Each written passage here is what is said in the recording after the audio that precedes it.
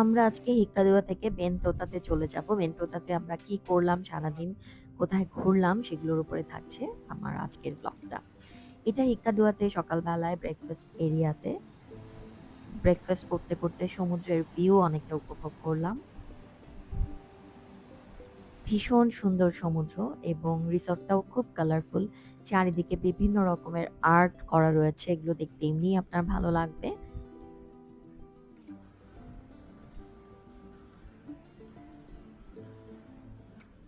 আমরা এখন চলে যাচ্ছি বেন্টোটাতে।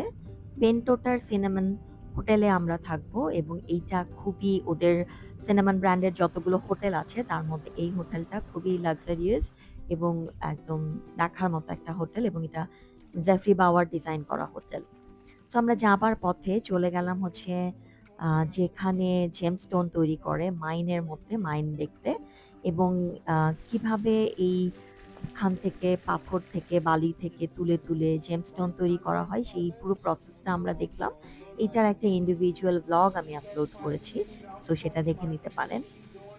কিভাবে পাথর কেটে কেটে জেমস্টোন তৈরি করা হয় এবং সেগুলো দিয়ে জুয়েলারি বানানো হয় এবং এগুলো খুবই প্রেশিয়াস স্টোন এবং অনেক এক্সপেন্সিভ।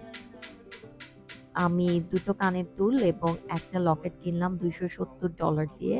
সো আমি এখান থেকে রুবির আংটি এবং সাফায়া কিনেছি।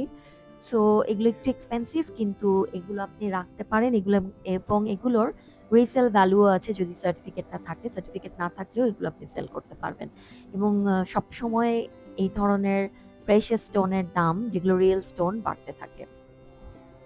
এরপর আমরা চলে গেলাম হচ্ছে আম রিভার সাইড দেখার জন্য যেখানে ম্যানগ্রোভ আ রিভার সাইড রয়েছে। এখানে আপনি বোট দিয়ে এই এরিয়াটা ভিজিট করতে পারেন, ঘুরতে পারেন। আপনার ভালো লাগবে। River safari, mangrove cave river safari. আমরা রিভার সাফারিটা নিইনি যেহেতু এই খোলা রোদে আমি ঘুরবো না। আমার ভীষণ অ্যালার্জি হয়। এটা যারা আমাকে জানে তারা জানে যে আমার কি পরিমাণ অ্যালার্জি হয় রোদ থেকে। সো আমি আর ঘুরতে গেলাম না। দেখলাম যে এই ম্যানগ্রোভ রিভার সাফারির মধ্যে কিভাবে করে আপনি বোট নিয়ে যাবেন। এরপর আমরা সি লাইফ দেখার জন্য আরেকটা জায়গায় গেলাম যেখান থেকে আপনি দেখতে পাবেন হচ্ছে কচ্ছপ।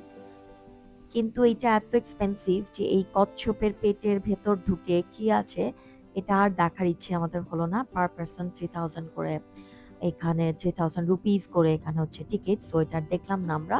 কচ্ছপ দেখার এমন কোনো বিশেষ আগ্রহ হলো না। এরপর আমরা চলে আসছি হচ্ছে বেন্টোটাতে।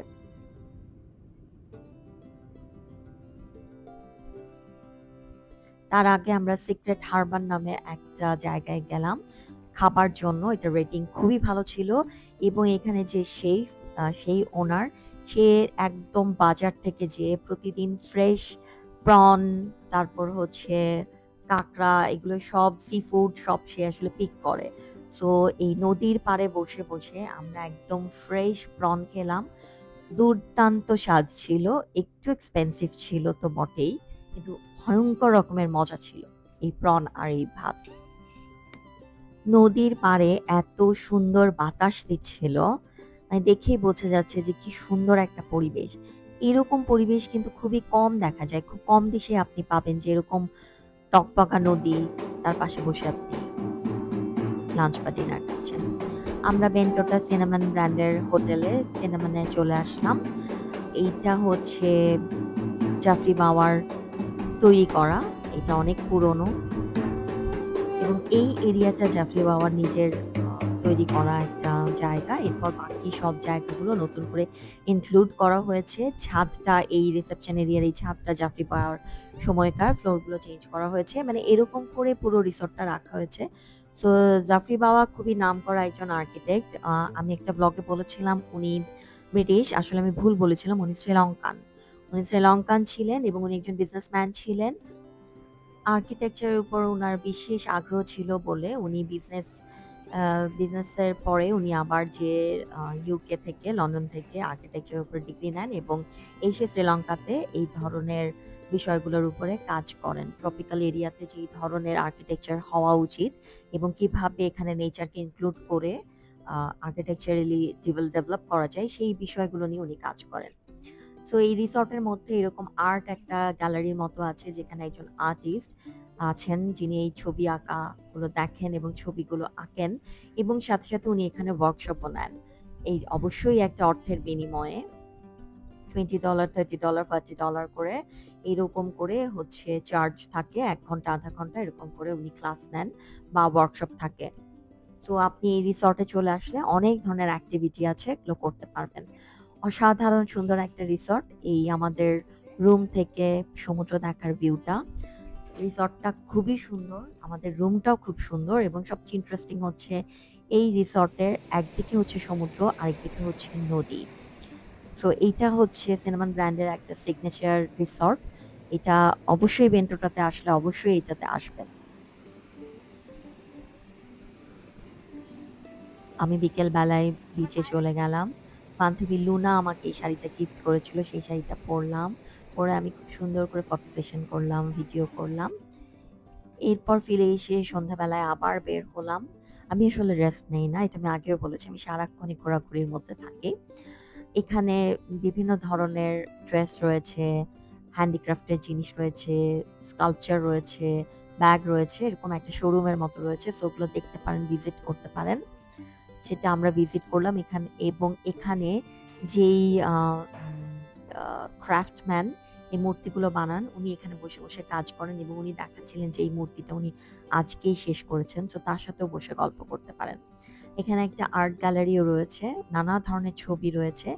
এখানে জাফরি বাওয়ারও ছবি রয়েছে। তার সম্পর্কে জানার জন্য কিছু হিস্ট্রি রয়েছে। সো এগুলো পড়তে পারেন, দেখতে পারেন। পুরোটাই আসলে একটা আর্ট গ্যালারির মতো একটা রিসর্ট। আপনার খুবই ভালো লাগবে এখানে সময় কাটাতে। আপনি এই রিসর্টে এক্কেবারে চোখ বন্ধ করে ২ দিন কাটাতে পারেন। এটা হচ্ছে জাফরি বাওয়া। জাফরি বাওয়া সম্পর্কে এখানে আশেপাশে অনেক ধরনের আর্টিকেলস রয়েছে। মানে এই রিসর্টটা আ সিলেক্ট করাটা আমার হাসব্যান্ডের একটা খুব ওয়াইজ ডিসিশন ছিল। ভীষণ সুন্দর একটা সময় আমরা কাটিয়েছি এখানে। এবং ইনফ্যাক্ট এইবার শ্রীলঙ্কাতে সবগুলো রিসর্টই আমাদের খুব ভালো ছিল এবং আমরা খুব আনন্দময় একটা শান্তির সময় কাটিয়েছি। শ্রীলঙ্কার দেশটা এমনিতেই এমন যে আপনার এখানে সবসময় শান্তি এবং ভালো লাগার একটা অনুভূতি হবে। খুব আরাম পুরোটা দেশ। এরপর আমরা ডিনার অর্ডার করে নদীর পাড়ে যেয়ে বসলাম। খুবই সুন্দর বাতাস হচ্ছিল। আমি না এগুলো ভাষায় বর্ণনা করতে পারব না যে কি অসাধারণ বাতাস হচ্ছিল। এত ঠান্ডা মিষ্টি একটা বাতাস।